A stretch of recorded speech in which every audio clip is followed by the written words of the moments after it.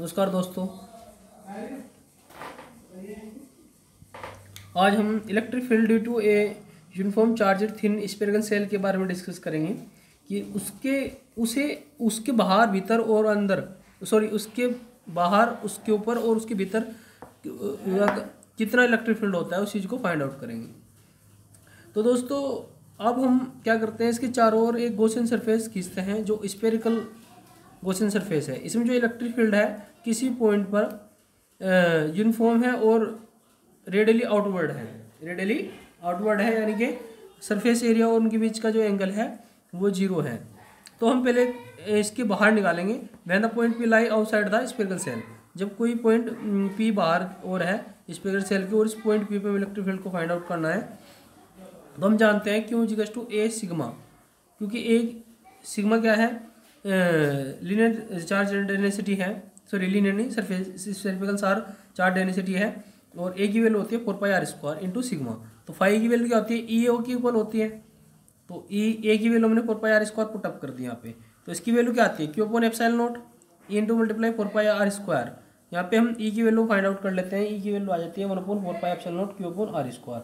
यहाँ पे ई की वैल्यू को हमने निकाल लिया बाहर की साइड। इस कंडीशन में क्या होगा, small R greater than capital R. क्या है, कैपिटल आर रेडियस है किसकी, स्फेरिकल सेल की। अब हम पॉइंट पी को उसके ऊपर लेते हैं, सेल के ऊपर, कि यहाँ पे इलेक्ट्रिक फील्ड को फाइंड आउट करते हैं और गॉस थ्योरम को अप्लाई करते हैं into 4πr² Q upon epsilon naught. तो ई की वैल्यू यहाँ से निकाल लेते हैं।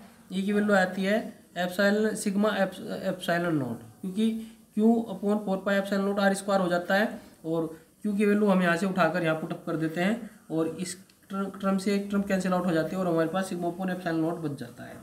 अब अगले स्टेप में हम क्या करते हैं, जब हम पॉइंट पी को इसके इनर साइड में मानते हैं, तो दोस्तों कंडक्टर स्फेरिकल सेल की प्रॉपर्टी होती है कि जो चार्ज होता है ना कंडक्टर के ऊपर, वो सारा चार्ज सरफेस के ऊपर आ जाता है, उसके इनर साइड कोई चार्ज नहीं रहता। तो अंदर कोई चार्ज नहीं है, तो गॉस थ्योरम जब अप्लाई करेंगे तो नेट फ्लक्स क्या होगा, 0 होगा। तो सिंपल सी बात है, इलेक्ट्रिक फील्ड भी 0 होगा। तो नेट चार्ज अंदर क्या होगा, 0 होगा।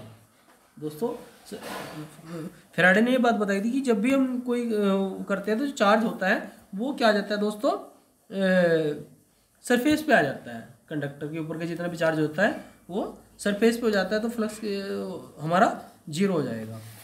अब हम इंसुलेटर केस लेते हैं, इंसुलेटिंग स्पेयर है हमारे पास, उसके कारण सेम इस तरीके से फील्ड को निकालेंगे। लेकिन थर्ड जो स्टेप होगा वो डिफरेंस होगा। 2 स्टेप तो हमारे सेम होंगे, लेकिन थर्ड स्टेप हमारा डिफरेंट होगा, क्योंकि इंसुलेटर में जो चार्ज होता है वो अंदर रहेगा। तो हमें चेक करना है कि कितने एरिया में चार्ज रहेगा। तो when point we lie outside the sphere, तो वही गॉसियन सरफेस खींच के हमें क्यू की वैल्यू 4πr³ रो निकालेंगे। तो क्योंकि ठोस है तो इसमें वॉल्यूम लेना पड़ेगा हमें। तो flux through the Gaussian surface phi equals to E/4πr²। तो ई की वैल्यू क्या होगी, 1/4π क्यू अपॉन r² होगी। जब हम पॉइंट पी को इसके ऊपर ही मानते हैं, सरफेस के ऊपर ही, तो ई की value E multiply 4πr² equals to Q upon epsilon naught. तो ई की वैल्यू यहाँ से भी निकाल लेंगे हम दोस्तों, क्यू अपॉन 4π r²। अब थर्ड पॉइंट लेते हैं, जब point lie inside the sphere, जब स्फीयर के अंदर होता है, तो इस कंडीशन में देखते हैं कि भाई the charge enclose by the Gaussian surface. Gaussian surface ने जब चार्ज अंदर क्यू डैश रखा है तो कितना चार्ज को घेरा है, हमें क्यू डैश की वैल्यू निकालनी है। तो क्यू डैश क्या होता है कि भाई इसकी चार्ज डेंसिटी कितनी है और इसका इनर पार्ट का वॉल्यूम कितना है। तो चार्ज डेंसिटी क्या है, क्यू अपॉन 4πr³, और इसका वॉल्यूम कितना है 4/3πr³। रेडियस हमने स्मॉलेस्ट है, रेडियस स्मॉल r मान रखी है। तो इसकी रो की वैल्यू पुटअप कर दी, क्यू अपॉन 4πr³। तो यहाँ से 4πr की 3 से 4πr से 4/3 से 4/3 कैंसिल आउट हो जाएगा। हमारे पास जो टर्म बचेगी क्यू r⁻³ बचेंगी। अब using the Gauss theorem E multiply 4πr² equals to Q dot epsilon naught, Q dash की वैल्यू पुटअप करेंगे तो ई की वैल्यू निकालेंगे। तो ई की वैल्यू आई 1/4π क्यू r/r³, क्योंकि r² से इस टर्म में r की 2 पावर कैंसिल आउट हो जाएगी। तो हमारे पास बचेगा, जब हम इसको सोल्व करेंगे तो 8r3 एप्सिलॉन नॉट, क्योंकि हमारे पास जो क्यूब है वो 4/3πr³ के इक्वल है। और यहाँ से उसी टर्म को उठा लेंगे हम, 3 मल्टीप्लाई ऊपर कर देंगे, 2 की मल्टीप्लाई नीचे। इस तरीके से ही हमारा 8r/3 एप्सिलॉन नॉट हो जाएगा इस टर्म में बनाने के लिए इसको। ठीक है, तो ई की वैल्यू 8r/3 एप्सिलॉन नॉट हो जाएगी और ये हमारा इलेक्ट्रिक फील्ड होगा।